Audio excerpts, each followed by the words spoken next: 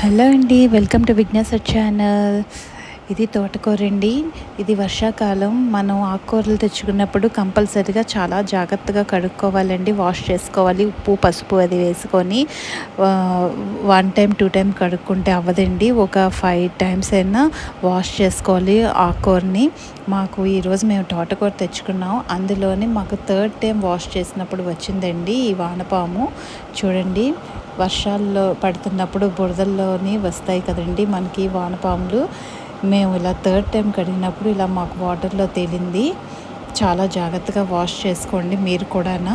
Friends, మీకు తెలియాలనేసి ఈ video తీసి పెడుతున్నాను. థ్యాంక్ యూ అండి. Thank you for the watching అండి. బాయ్ అండి.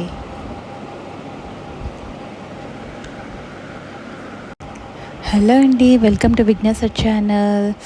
ఇది తోటకూర అండి.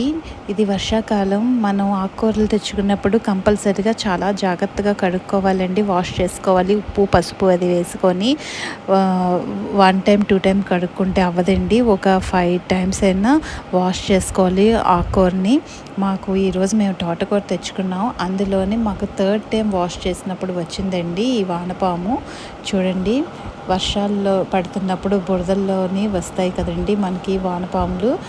మేము ఇలా 3rd టైం కడిగినప్పుడు ఇలా మాకు వాటర్లో తేలింది.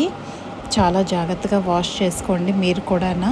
ఫ్రెండ్స్, మీకు తెలియాలనేసి ఈ వీడియో తీసి పెడుతున్నాను.